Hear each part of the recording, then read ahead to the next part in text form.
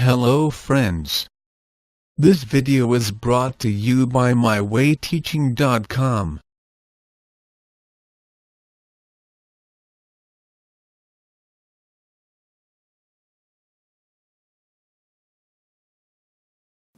Let us understand what is meant by a solution of a quadratic equation. Consider the following equation. This is a quadratic equation. Now if we take x equal to 2 and substitute in the left hand side of this equation, we get 2 into 2 square minus 3 into 2 plus 1, which is equal to 3, and it is not equal to right hand side of this equation. We can see right hand side is 0. So that means 2 is not the solution of given quadratic equation. Now instead of 2, if we substitute x equal to 1 in the left hand side, we get 2 into 1 square minus 3 into 1 plus 1, that is 2 minus 3 plus 1, which is equal to 0. That is right hand side of the equation. 1 is a root of the quadratic equation. Also it means that 1 is a 0 of the polynomial 2x square minus 3x plus 1, or we can say x equal to 1 is one of the solutions of the quadratic equation 2x square minus 3x plus 1 equal to 0. We already know that a quadratic equation can have at most 2 roots. In general, if we say that x equal to alpha is a solution of the quadratic equation ax square plus bx plus c equal to 0, then alpha should satisfy the quadratic equation. That means a into alpha square plus b into alpha plus c equal to 0. Alpha satisfies the quadratic equation. Note that zeros of the quadratic polynomial ax square plus bx plus c and roots of the quadratic equation ax square plus bx plus c equal to 0 are the same. Now the question arises to find the solution of quadratic equation.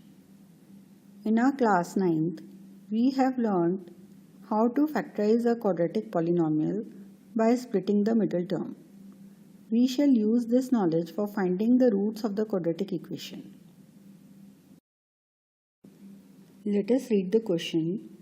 Find the roots of the equation 2x square minus 5x plus 3 equal to 0 by a factorization. We know how to split the middle term of this polynomial. We shall use the same knowledge to find the roots of this equation. So let us first split the middle term. We rearrange the factors 2 and 3 in such a way that we get minus 5. So once we do this, our polynomial looks like this now. Now group them into 2's. From the first group we can take out 2x common and we are left with x minus 1. From the second one we can take out minus 3 common and we are left with x minus 1. And then we can write this as 2x minus 3 into x minus 1. So we have factorized our polynomial, and now this means our equation can now be written as 2x minus 3 into x minus 1 equal to 0. Our given quadratic equation is now in this form. From here, we have that either 2x minus 3 equal to 0 or x minus 1 equal to 0. This gives us 2x equal to 3, x equal to 3 by 2. This gives us x equal to 1. So we can say that x equal to 3 by 2 and x equal to 1 are the solutions of the given quadratic equation, or we say mark it as 1, then of equation 1. In other words, 3 by 2 and 1 are the roots of the equation 2x square minus 5x plus 3 equal to 0. Let us verify if x equal to 1 and x equal to 3 by 2 are the solutions or the roots of 2x square minus 5x plus 3 equal to 0. We start with verification of x equal to 1.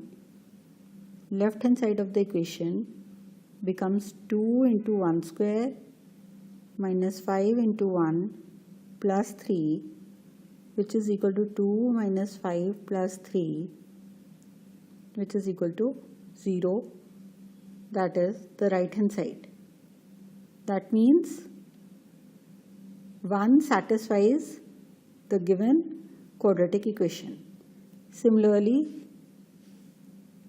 on substituting x equal to 3 by 2 in the left hand side of the equation, we get 2 into 3 by 2 whole square minus 5 into 3 by 2 plus 3, and solve this further. We get 15 minus 15 by 2, that is 0 by 2, which is 0, implying that x equal to 2 also satisfies the given quadratic equation, and hence 3 by 2 is also the root of this equation. Hence we have verified the roots that we have found out by factorization. Let us read the question. Find the roots of the quadratic equation 6x square minus x minus 2 equal to 0. So first thing is to factorize the polynomial 6x square minus x minus 2. We multiply a with c, that is 6 into 2 is 12. Now prime factorize 12.